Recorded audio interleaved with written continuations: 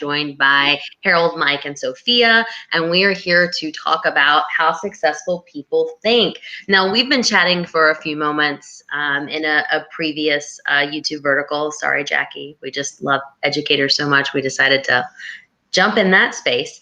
But we were talking about, the three main factors that we're covering in part two is positive thinking, reflective thinking, and popular thinking.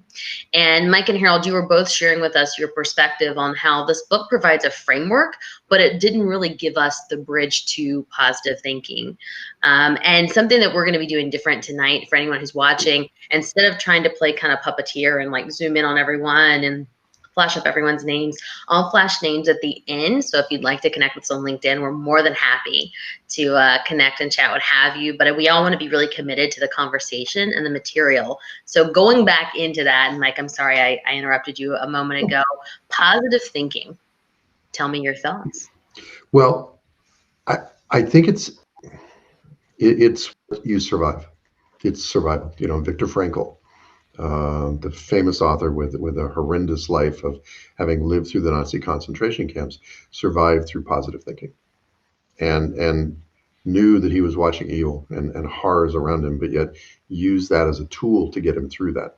To me, that now we're not all facing anything near that, but I think the important thing is positive thinking in a standalone place doesn't do anything. It might make you feel good in the short term, but the idea of asking the question after positive thinking, and he gives you some really great tools to go there. What do you do with it? And to me, and I think we've all talked about that offline here, is with it's important that you do go down this path. It's important that you do visualize and you do look for best outcomes, and you do look for high, solid ways and positive ways to contribute. But then the step after, how do you implement that? How do you make that real? And I think that in each of our ways on this call tonight, each of the people on this call have had to do that in different ways. But I think that's positive thinking by itself is just spinning to me. I agree with that without really putting it into action. I know from my own experience, there's a lot of, and Sophia, I'd love to know your thoughts as this as well, given where you are in your life currently and that you're soon to graduate and explore opportunities. There's a lot of experts that really want to get in your space and share ideas, what have you. And how do you juggle processing information while also still staying focused? And to me, positive thinking is still staying on your goal, right? Not letting anyone knock you off. And how do you stay in that, right? As a leader, as a job seeker, when there's a lot of experts. Definitely. I mean, in the current position that I'm in, I'm trying to find and surround myself with individuals like you three who can provide me with incredible insight and ways to gain knowledge and to really level up in my career. And so being able to kind of narrow in what I want to or how I want to develop professionally is allowing me to then positively think, how can I get there? And my future is so broad. And so being able to think to myself in positive ways that there are so many opportunities out there, and positive thinking creates that environment. I love it. I love it. Think big, right? Dream one size bigger. And Mike, I'm sure you see that a lot with, Wharton students. Wharton students and Higher Club students. I mean, the joy to me is when somebody wants to do something tough, and I think when you watch them say, I want to do something outrageous, I want to be the first person to do this, those are the people that are going to get my attention. And that's why I think being able to think big, like Sophia was talking about, hey, I could do this. And I think that, Sophia's here and we all believe this, that Sophia's going to make a high impact in her career. I believe that. But then how do you get there? So you start with, and it really is, and I'll just do this real quick. There's a model in coaching: ideation, aspiration, goal. The hard work is the lines between those. That's where the work comes in. And that one line between, aspiration to goal is an iterative process. And I think, saying, I'm going to go out and I'm going to really come up with some outrageous ideas. And you know what? Then I'm going to figure out how to get them done. Sign me up for a person like that. Well, I mean, we kind of did, right? On a Thursday night, we're going to read books and talk about it. Whoever would have thought that I'd be about Right. Right? Like, absolutely. And the invites I send people, I'm like, we're going to be meeting at 6 and I expect to see you here. Right. I mean, I don't think anyone's surprised by that level of invitation, but whoever thought that would be the case. One thing I really like though in positive thinking is the story he gives about look for possibilities in every situation. Right. And that Sam Walton of Walmart wanted to go see the competition, and he takes with him a fellow executive, and that executive is just so focused on how this wasn't good, this didn't look good, so on and so forth, and how, their product was so much better. He missed opportunities where they actually were doing something better that Walmart could then emulate. And, Harold, when you think about your experience as a leader, and this is more of a leadership question. So if our job seekers are watching this, great. We also, really step into the leadership and career space. What are some, when you think back, what are some examples of, that was really tough, but I found the positivity in that situation? Let's talk about innovation. So everyone is aware of Research Triangle Park in North Carolina, Stanford Park, and those are just some of the huge monoliths of innovation, commercialization, and translation of technologies and companies of growth. Excellent locations. But how would you imagine finding innovation in Green Bay, Wisconsin, right? It's not as big, it doesn't have as much technology, but the process associated with taking a technology from the bench and then bringing it to the bedside is unbelievably efficient. Similarly, the same thing is going on in, I think it's Utah. Utah is leading in some of the most active translation, commercialization opportunities in the country because of the process that they have. So similarly with Sam Walton walking through this store and he's looking at the ladies' pantyhose display, and he's not looking at the other things that are just in disarray. Same thing in Utah. They're able to license a technology in no time, assign it to the future entrepreneur, and then provide the support that they need. So being able to discern and to put your blinders on, not to be distracted by the obvious things. It's almost, not to double up on the metaphors, there's a commercial now where these younger people have purchased houses like their parents and now they're turning into their parents, and somebody walks into the store with blue hair. And the objective is, don't say anything about the blue hair. Don't say anything. So the challenge of maturing in leadership is just to look at the obvious stuff. Look at the stuff that brings value. Look at how you can adapt it in other areas. What other uses do you have to make it efficient? So that's kind of how I look at that. And let me play that with job search, because I've got two really examples in the last 2 days. One client of mine interviewed at her dream company, got a note on Monday, and they said, we are going to work with we are hiring someone else. However, we have a sister team, and they have an opening coming up in a month. This is the leader, wrote her directly. I have contacted the leader of that team, highly recommending you. And what happened there is she ignored a lot of the noise around her for this. She didn't get into the fact that, okay, people like me, and I'm saying that on a number of levels, people like me don't usually work in a role like this. And they got it. And we worked very hard for her to make her case. And she did. And Did she lose one? Not really. And another client, and I'm really proud of the way she hung in there and the way she came out of this with a very positive outlook. Same with another client of mine. She was turned down by her actual dream job. And the reason they turned her down was they felt that the role was too junior for her. And I spoke with her today and I said, how are you feeling about it? She goes, they're right. But you know what I realized is I'm now explaining myself better. I actually know how to articulate what I do. And I actually agree the role was probably too junior. I probably would have gotten bored within, less than a year. And that's the beauty of this, is they saw the positive out of it.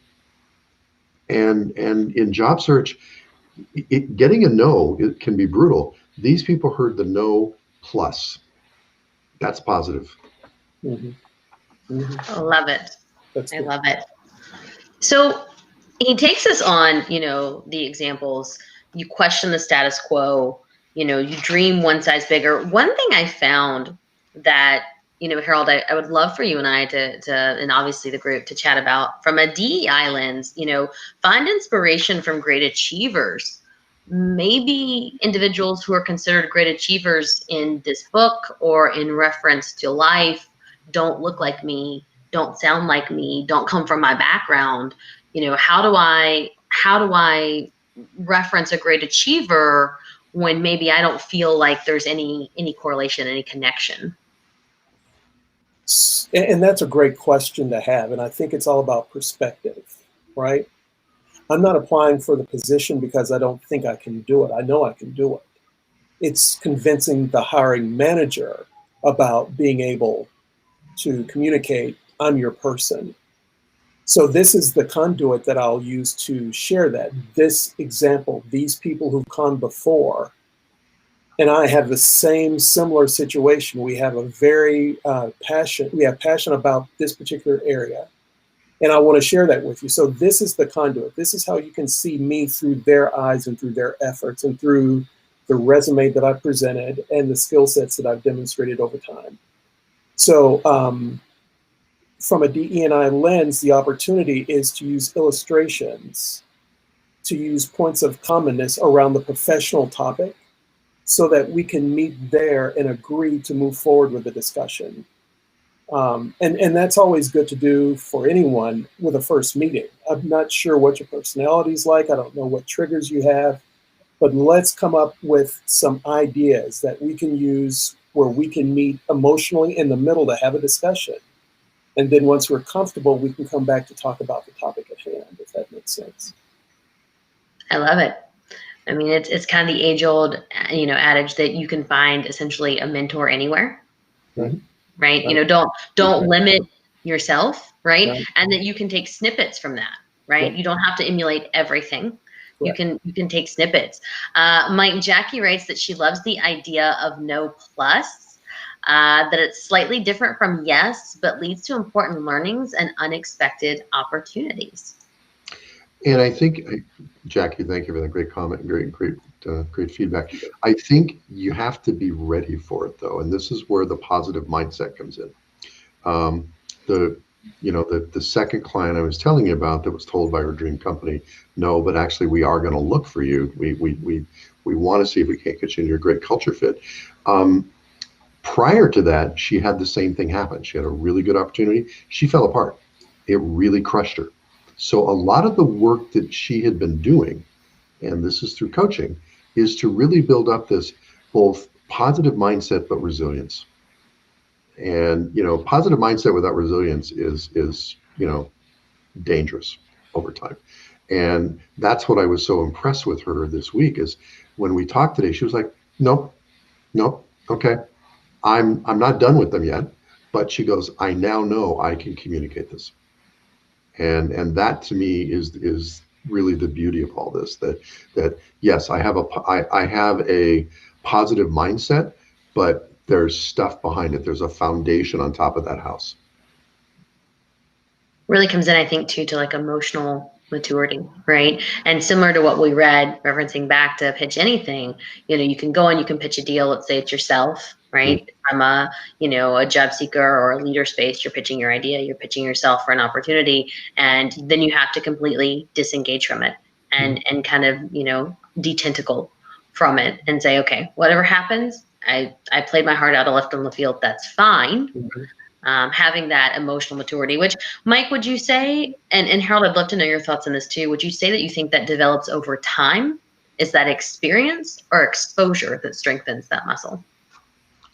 I think it's exposure, but I think it's also synthesis. I think you've got to, the most frustrating thing I think we all see is somebody who continues to do something unhealthy, destructive, silly, and they don't change because they're not synthesizing what they've learned.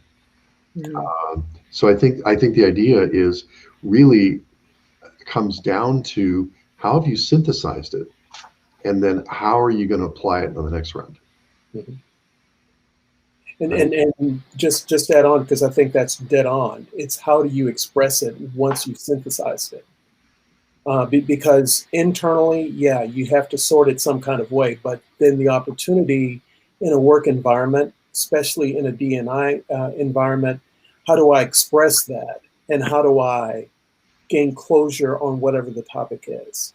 And it could be just the end of a conversation, but you need to be able to express in a very mature, emotionally stable way so that we can move forward beyond that. And through a D&I lens, I think if you have a positive mindset and the ability to synthesize, what that means is you should be able to hear a greater range of voices from a larger universe than you've done before. Because if you've got this methodology and this positive mindset that you're starting with, that's gold. Yep. That's gold. Jackie says she loves it. Synthesis, application, then storytelling. Yeah, exactly right. It's the core of your job search. It is. It is. I think two people get very focused, and Mike, you can probably, reference this, get so focused on the storytelling, they lose sight of the synthesis of the story. They lose sight of the like how is this experience applicable to what I'm trying to do in this vein? Because it may not be a 1-for-1, right? If you think about thinking big and having something larger than, a vision larger than what you're currently doing, it may not be, I'm in job A and I go to another job that looks just like job A. So it's pulling all of it together, not just the storytelling. I will make sure I stay on the soapbox I'm about to climb on for a very short period of time. But, in the book we have coming out, there's a classic model called STAR. Tell stories: situation, tactics, action, results. Don't like the model. Situations, tension, action, result, and tie back. The tie back is the synthesis. And we actually describe that in the book. Now, that's not going to be on your resume. That's when you're telling the story. But that's when you say, I think I had something similar, walk through my STAR point, and there's the tie back. I believe this was similar to what you guys are addressing, what you're hoping for. Let's see. What do you think? And for those who have been outside of the job search or new to the job search, they hear content and tell the story. Right. But if you were to expand the content, it's exactly what Mike said. It's all those components that add value to the story that is rich to the audience and is helpful in making a decision. It starts a great discussion. And Harold, you really brought something up that's important. Sorry, Cynthia, the word is kind of bouncing. No, please tell me. But there's also that dilemma, and Sophia, I'm thinking about you, is when somebody gives you a scenario and you go, I haven't done that before. But you know what? There's an answer tied exactly to that is a process answer. Okay, so in other words, so the situation is this. Okay, sounds like this would be a problem. There's your S, there's your T. The action steps that I would do would probably be the following. So you're giving a process answer. Here's how I would attack this, as opposed to here's that I've done it. And you know what? That's still a good answer. And in some cases, when you're trying to use a story to illustrate a process, to try to illustrate how you come to a solution, you may not have all 5 pieces of that story done. Might have 2 or 3. I'm still good with that as a recruiter. So if you don't have a direct story, a process is also very strong. That's really good. That's really good advice, Mike, because I think far too often people think if they don't have the exact answer, then it's kind of a done deal, and it's not, right? It's all about, if you can keep also the narrative moving. And Harold, I wanted to kind of connect back on something you mentioned, from an EQ perspective, right? The emotional maturity. So in chapter 7, Maxwell talks about learn from reflective thinking.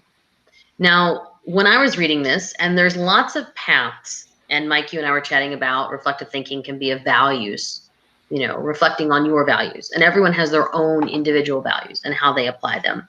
But when I was reading this chapter, like we talk about, he gives a lot of framework about reflective thinking improves, emotional integrity and increases your confidence in decision making. Mm-hmm.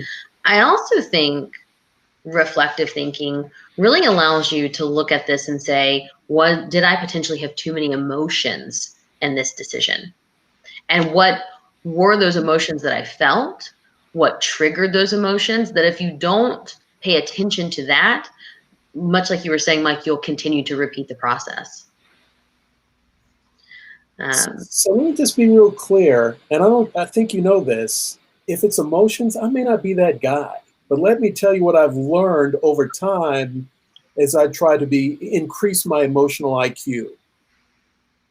Please. Okay, I'm struggling here, so let's see what happens. Especially in a situation where you're not exposed or not comfortable, this is an opportunity for me at the end of the day to determine, did I respond to that appropriately? Did I miss an opportunity to demonstrate leadership in a different way? Or how can I make this person feel part of the team? So this is a great opportunity for me to slow down and to review on areas where I am not strong, that I don't have a developed skill set that I can just immediately pivot to. But it also allows me to come back the next day or the next meeting to touch back with that particular person or refresh in a very sensitive way the situation. How are we fine, or what's the result, or those kinds of things. So I don't have a problem with that type of thinking, because for me, it's a chance to review what I went through the previous meetings or the previous day to ensure that I think I'm good. If I'm not good, let's go back and review it from an emotional perspective. If it's from a business value perspective or from an economic perspective, okay, we can rework the models, we can reset the situation, the slide deck, and we'll be ready to go the next time. But I really think it's a really critical piece, because right now we're moving at the speed of Zoom, right? I'm going from one Zoom meeting to the next. I don't have the opportunity to walk to the lobby, go to the car, take out the notepad, jot my notes. I'm immediately clicking on another button to get into another square on my computer. So the opportunity to slow down, review, reset, go. That's my thinking. Thank you. And I think it's interesting, Harold, what you were describing. I would actually say that, your empathy level is off the charts. If you're spending the time to think about, okay, how, as a leader, how did what I say there impact the person I was talking with? Mm-hmm. And people that think like that are great leaders, because they're pondering the value, they're pondering the, both the process of delivering that message, but also the impact of it. And, so often in our world today, people aren't looking at impact. They're looking at, let me just get my voice out there and let me speak as loud as possible. Yep. And you know what? I really don't care what they think, but I got a chance to say what I wanted to say. Yeah. I got a like. There you go. Yeah, exactly. Yeah. It's very true. What is it? You own the message and the impact. Yeah. When I was reading this chapter, Sophia, I really thought about you, and that Maxwell talks about, when he took a trip, he asked his kids, hey, reflect and tell me what you've learned.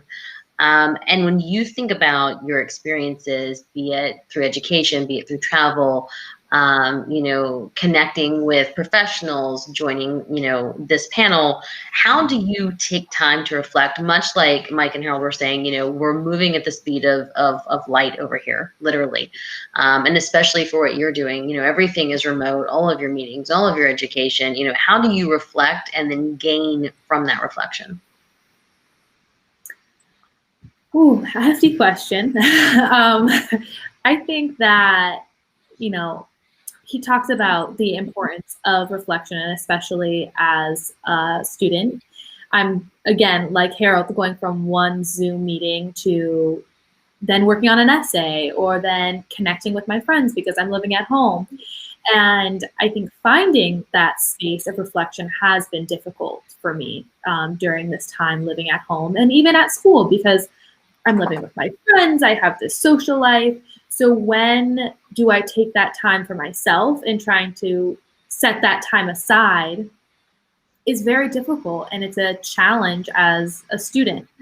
Now, I have to be honest, I haven't really had that time to really reflect. And if I do, and if I am taking that time, I'm still using my technology. I'm not sitting down with pen and paper and taking my blue pen and jotting down all the notes that I could be doing, but instead maybe pulling up a Word document. So is that the most beneficial way?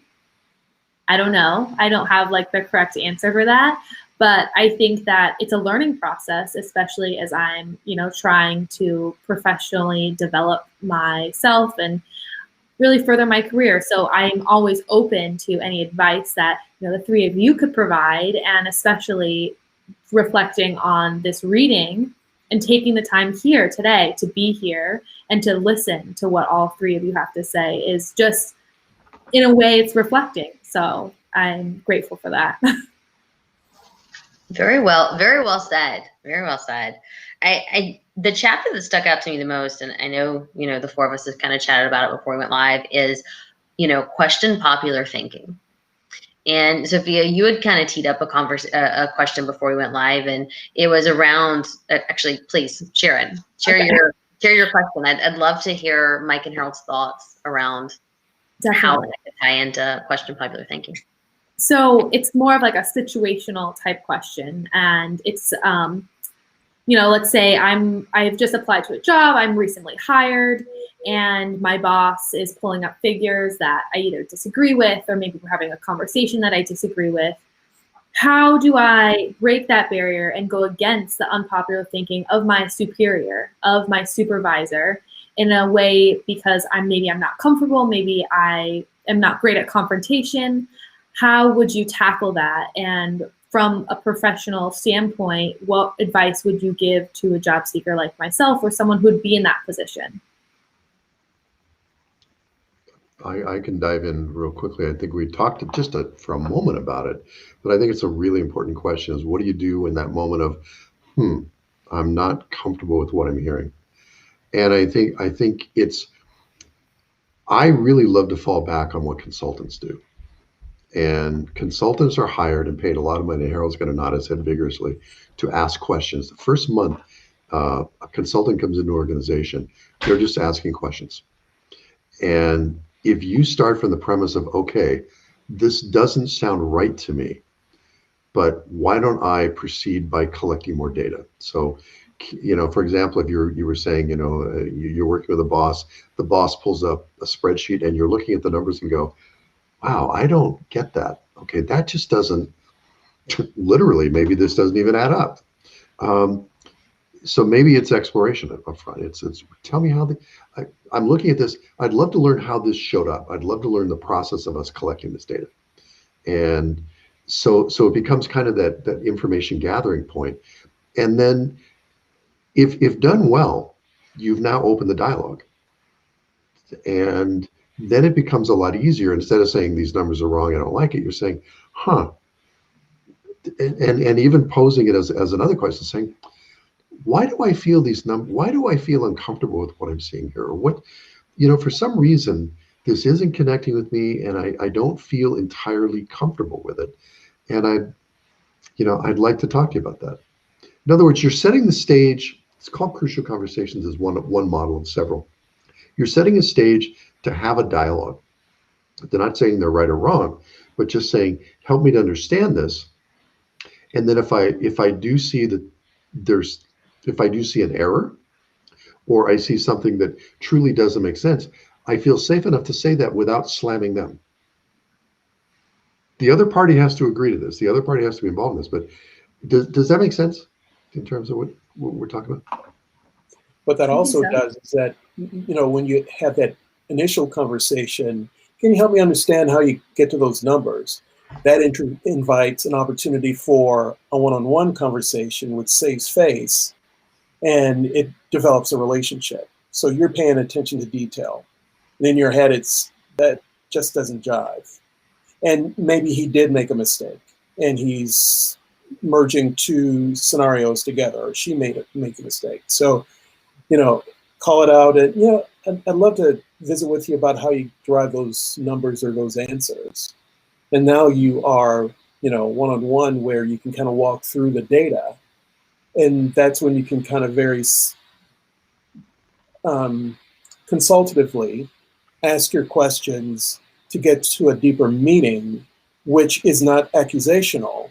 And it leaves you an out just in case what he's saying is true and you may be mistaken.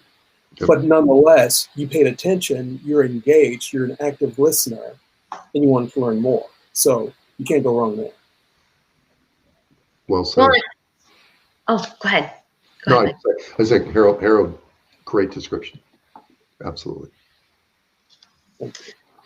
I think that there's an important piece here, though, in the question popular thinking, and that essentially, if you want to be viewed as, quote, unpopular, you have to be prepared to be uncomfortable, and that your thoughts might not always be popular. Mike, when we were chatting before go live, you were talking about Amazon's leadership principles, and that of their 14 principles, essentially, will you hold the line even in the face of, similar to what Sophia had presented? Yeah. So Amazon looks for backbone. Amazon looks for, are you comfortable sticking to your guns? They're not saying you're right or you must be right, but they're saying, are you willing to hold fast to some ideas? Now, some of those can be values. I'm uncomfortable with this for this reason. Values are cultural, but I also think it's the idea of, can you say, I think this is important and I really do want to spend time on this? To be able to say something like that takes backbone, takes confidence in yourself. A lot of people don't have that. I have clients I work with on that. By the way, some of these clients that I'm working with on that are C-level. But really, if you can develop that sense of backbone, but backbone also requires that if you are proven that your thesis is incorrect, that you can gracefully go, oh, wow, I've learned something. Thank you. I'm going to really, we go back to the whole synthesis and application, and that if you synthesize what you've learned there, you're all the better for it. You never lose if you take that kind of an approach. What is it? Not a Pyrrhic victory. Yeah. Right. Don't burn all of the forest down. Exactly. Just to try and be right. Yeah. Which can be a hard line to kind of straddle, right? And Harold, I know that you've got experience in this as well. That you want to be supportive of your leader while you're also leading your own teams, and that how do you straddle in between? It's more popular to go along with kind of the norm of what's assumed versus dig deep into the data, into the details, and maybe come to a different conclusion. Would love to hear your experiences. Yeah, companies aren't successful if they're average, right? Your market share doesn't grow. So what you're looking for is, what is that edge? What will make you different? What will add that extra pop? And in general, you're probably working with a bunch of folks who have been, playing with data on their computers, and they presented you with a forecast, or they presented you with a model that will define direction. And now I'm going to go and present this to someone, and they're going to challenge that. Well, I got some smart people over here who said this is true. So let's have that conversation on what the data demonstrates, what the forecast looks at, and where the competition is. So the objective here is popular thinking won't even get you a medal, right? You want to be on the podium.